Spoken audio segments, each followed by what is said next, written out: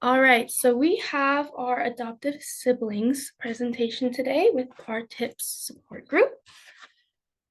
So a little bit about myself. I am a TBRI practitioner, a childcare specialist at Foster Kinship, and I am what we would call an adoptive sibling or a sibling involved in adoption.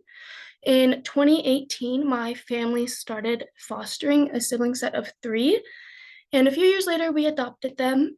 And then a few years after that, we started fostering another kiddo, and then we adopted him as well. And at the beginning of this year, we were fostering three young children. So that's my experience with the foster care system and adoption. I'm the second oldest, so a lot of the responsibilities were placed onto me. Um, let's see. Next, we have our contents. We're going to go over the adoptive family system, types of loss in adoption, understanding emotions siblings may have, and our support strategies. So first, we're going to talk about why it is important to learn about this experience. I think it's important so we can learn to prevent things like parentification, feelings of invisibility, and resentment, and to also support adoptive siblings in this big time of change. So here's our adoptive family system. We have some interactions between parents, siblings, and the adopted children. Between parents and siblings, sometimes there's a struggle to meet needs and express needs. Between adopted children and parents, there's a struggle with felt safety and their trust. And then with the parents, sometimes it's hard to give that unconditional nurture and care when it doesn't feel reciprocated. And then between adopted children and siblings, we have jealousy, resentment, and feelings of inferiority. Now, with our adoptive siblings, a common experience is parentification, where the caregivers rely on children for emotional support, physical support, things like that. We also have peacemaking and invisibility. A lot of the times we can see the struggles our caregivers and our new siblings are going through and try to make it easier for both parties. And then with adopted children, we have they struggle to feel safe in new environments. They go through grief, so much grief and loss, and early life trauma. And then with our parents, we have compassion fatigue. A lot of parents feel burnt out, unprepared, and experience secondary trauma, as well as adoptive siblings. Now for our types of loss in adoption. We have a loss of biological connection. A lot of the time we think of this as one loss, but it's many losses. You lose the connection to your genetic background, your cultural heritage, which make up huge parts of our identities. We also lose the connection to our biological family members and family medical history. Some of those things are really important to know and also are a huge part of our identity as well. And that type of loss could be detrimental to children. Now we have separation from siblings. This also goes with separation from biological parents and family. A bond between siblings is one of a kind, and this could cause struggles with feelings of loneliness, longing for their siblings, and struggling to feel like they belong in certain places. Now we have loss of familiar environment.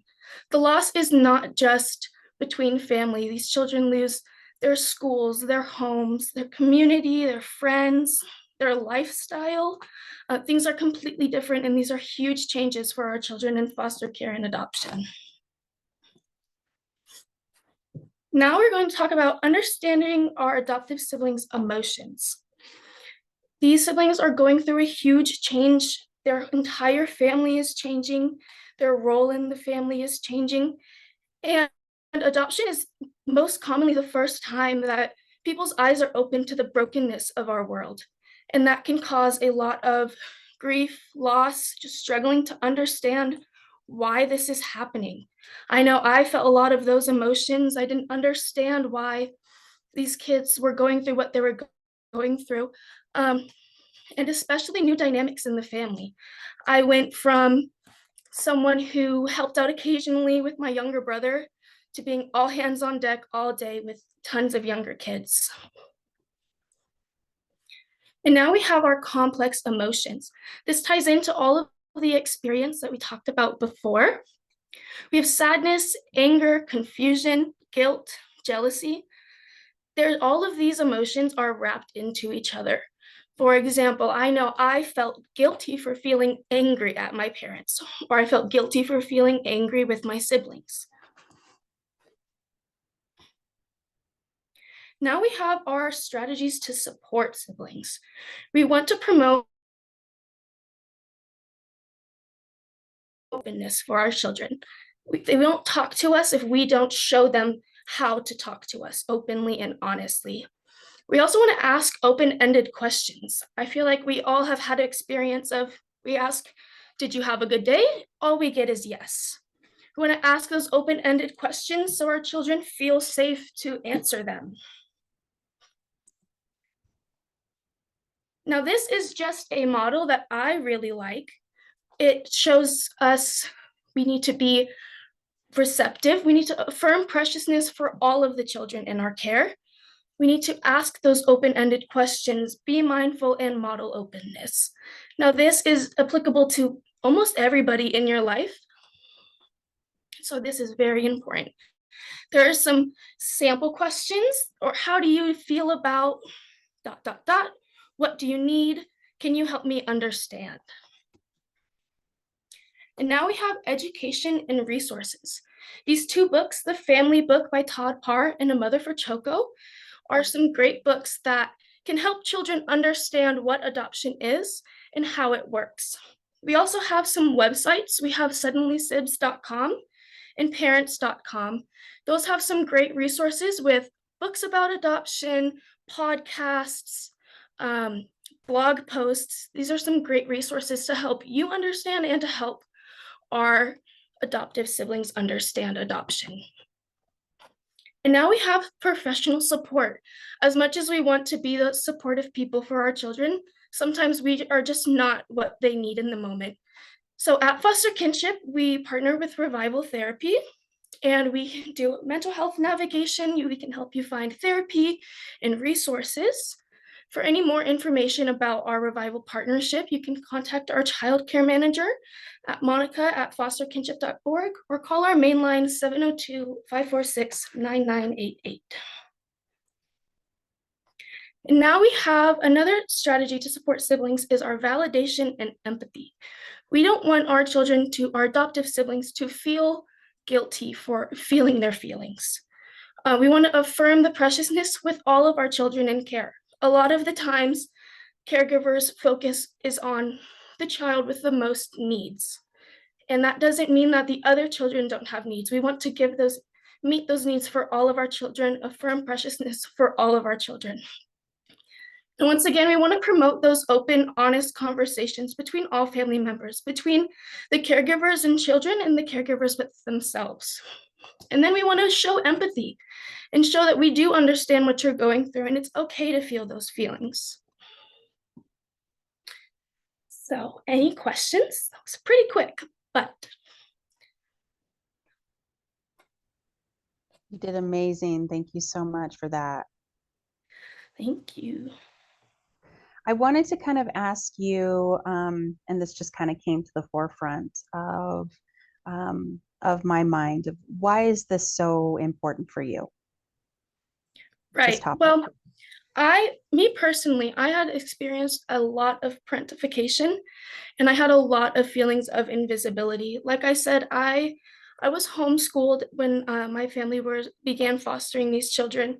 Both of my parents worked full time, so I was the caretaker for the day for the youngest children. I felt like a lot of that responsibility relied on me. My older sister had a job, so most of the times it was just me with these little kiddos until my family came home. And even then, I feel I was in the role for so long, it was hard to feel like a sibling and not like a parent. And I think that experience can be pretty damaging. I remember feeling a lot of resentment towards my parents and towards my siblings. And I just want to prevent that experience. And if it's unpreventable, teach people how to provide support for that experience. That's beautiful. I appreciate you saying that because I knew this was something that was important to you, and I wanted to make sure that it came from you. Your story is incredibly powerful, and so I'm just really proud of you for doing this. Does anyone else have any questions? I think you did an amazing part, and I think a lot of times adoptive sibling voices go so unheard, especially in this field where the foster kiddos have so many needs, right? And as parents, I'm sure they struggle with balancing the two. Like, am I doing enough for my foster kids? Am I doing enough for my biological kids? And sometimes it's just like, yes, just see me, right? And so I think this presentation will allow caregivers that different perspective and give them an opportunity to see their children for who they are, all that chaos. Yes, exactly. Thank you. I also think that kind of expanding on trainings like this is really important because one of the questions that I've gotten asked from prospective foster parents or adoptive parents most often is, are my kids going to be okay? Right? I have kids. Should I even start fostering? Right? Am I going to hurt or damage my kids? And I've always just said, like, yeah, probably. Right. But that's okay. Right. Kids can grow and kids can learn. And these kids are experiencing hard stuff, right? And so that's just the natural course of life sometimes. And I think it's a very real thing to have to go through at a young age, but it's also very important to remember that these kids are still kids, right? Because I think me and Anya, we have very similar stories in a lot of ways. In the fact that, like, suddenly, like, I've got of these kids to take care of and someone's got to do it, right? And so it might as well be me. And I like the part about the whole open-ended question thing and staying, open and ready and willing to hear whatever that emotion or whatever that is. Because I know when I was growing up, I would they would ask, like, how was your day? Right? Do you need anything? Do you have anything that I could do for you? And in my mind, I'm like, I'm not the most difficult person here, right? I'm not the kid that has the most needs, so they probably just don't matter, right? And so modeling that open-ended questionness and modeling that empathy is just so important. Mhm. I agree. I also think it's really important to, sorry, I lost my train of thought, but I will come back to that. No, Audrey, that was an amazing thing that you just said. Not that I could relate to it, but it was just like, oh yeah, this is what kids need. Oh, what you said was beautiful. Audrey always has this amazing ability to do that. That's for sure. She's sitting across the room from me, so I can look at her at the same time. So I'm told. So, Anya, when you were growing up and you were struggling with all these different feelings, what do you think would have been the most impactful that your parents could have done for you? Like spending an extra individual time taking you out on play dates. Like what do you think that you needed the most during that? I think what I needed most was validation, and the validation and the empathy. A lot of the times it was like, think about how hard these kids' lives are. You're just caretaking. And I think if the experience was validated and they showed that they knew I was going through something, I think I would have had a different perspective to the experience. I also think spending one-on-one time together would have been really beneficial, even if it's just 5 minutes, a 5-minute conversation. Um, would have shown that, yeah, they do see me and not just as someone who can help with the kids. Circling back to what I forgot I was talking about, I think it's important to have that one-on-one time with your kids individually. I know that sounds really hard with tons of kids. My family has 8 kids. It's almost virtually impossible to do long periods of time one-on-one with kiddos. But even a 5-minute conversation or a walk around the block I think it's vital to the connection between our adoptive siblings and caregivers during this life-changing moment. Thank you for sharing that. Another follow-up question. I used the term secondary trauma Can you explain that a little bit further? Yeah, so the secondary trauma that I experienced in this while my parents were fostering and during the adoption, a lot of it was internalizing my siblings' traumas. I would tell myself things like, their parents left them. I shouldn't feel the way I feel right now. I have my parents. Um, I think internalizing a lot of that it was damaging, and it was hard to feel empathetic towards the end of it. But with the secondary trauma, I also experienced trauma from their behaviors. A lot of the times I was on the end of violent behaviors that the kiddos had. Um, and that was also a turning point where I felt more like a parent than a child because I was receiving those violent outbursts instead of my parents. I feel like I agree entirely with that. And I feel like also some of that secondary trauma can come from it almost feels like your parents become someone else's parents. Like instead of the families growing, it's like they just change hands. And it's like, okay, well, I had this much time with them and it was fine.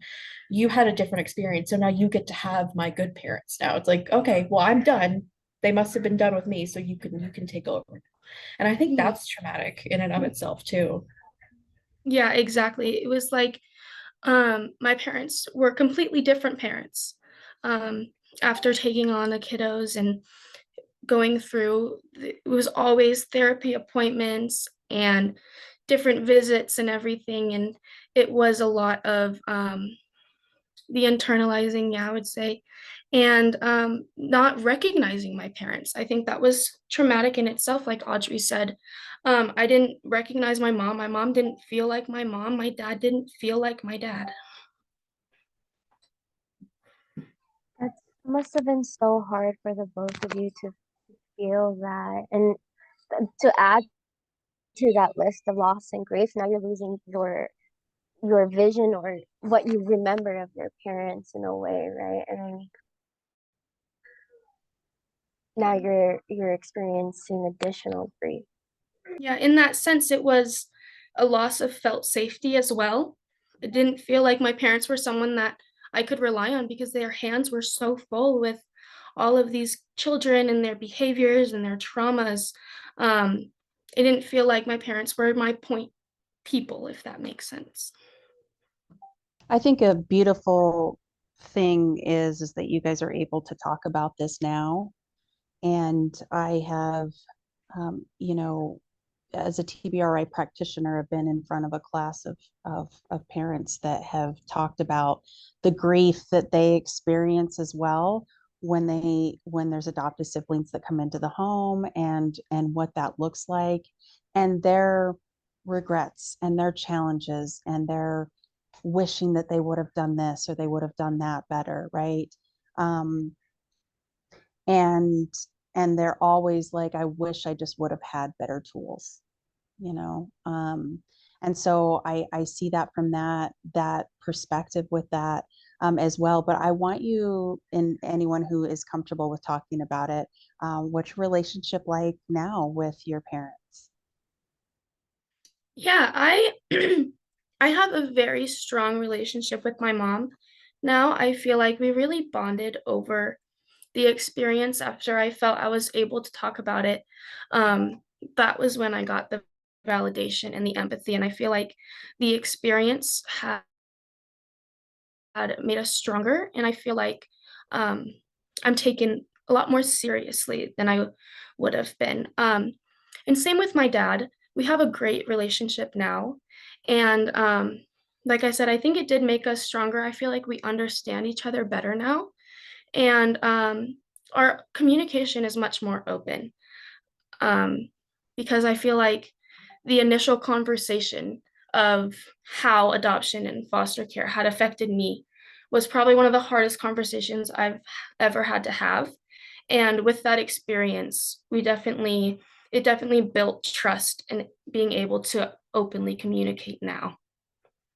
That's awesome. Thank you for sharing that. I knew that you probably did have a good relationship, and it must have taken a huge weight off of your shoulders. We have that rupture, right? Or that the issue and then the repair that happens. And so, as you know now, as a new practitioner, you know that after that repair, that our connection, our relationship is stronger than before that rupture even happened, right? So Mhm. beautifully said, Anya. In the PowerPoint, you mentioned feeling resentment towards the foster siblings as well. Um, how do you think caregivers or parents can make the connection between the siblings better? Like, Mhm. or if it's just like keep them separate. Like, what are your thoughts on that? I definitely think a lot of my resentment came from being parentified. Um, I feel like if I had more time to be a kid with the kids, we would have had a much stronger connection. Even now, our connection is more caregiver to child than it is a sibling relationship. Um, so I think just promoting that connection between siblings, maybe doing things together, doing specific things together, having those routines and rituals with all of the children, I think that builds a really strong base connection for the siblings. I think that also when it comes to that resentment, like it's natural because these kids are like coming in and invading your space and your home. And for a lot of adoptive and foster siblings, you don't really get a lot of choice or say in the matter. But I think the I think the dynamic is oftentimes and in a very prolonged way, similar to like really big age gap siblings. Because a lot of my younger siblings are like 15 years older than I am. And it's only natural for them to look at me and like ask me to fill their needs because like I'm a grown up, right? We trust these grown ups to fill our needs. I do agree that I mean even for me and my younger siblings, it's still like a caregiver child relationship where I enter the home and they start looking at me like can you get this? Can I have this? Can we go outside? Can we do these things? Like and they're looking to me to fill the needs. I'm like, your mom's right there. Like go ask like your actual parents, right? And we're still fighting that battle of shh, let me be the big sister, right? Um, but I do agree that just having dedicated time to just be kids together, right? Kids naturally make friends. Kids naturally want to hang out and get to know and be friends with other kids. And so allowing everyone to partake in that is very important and it makes a big difference. Absolutely. I also think something that we can do to prevent the feeling of resentment is educating our adoptive siblings or our foster siblings on adoption and foster care. I remember when we started fostering our first set of kiddos, it was, we didn't know what was happening. We got in a car and we went and picked up three kids. So I think preparing and educating and talking about what foster care is, what adoption is also really beneficial. Beautiful conversation, ladies. I'm really glad we had this conversation. And I think Monica is very proud of Miss Anya. We're really happy that you are also our newest TBRI practitioner, which you can feel it, hear it in everything that you do. So we're just very lucky to have you, Miss Anya. So thank you so much for doing this and stepping outside of your comfort zone. You did phenomenal. Thank you.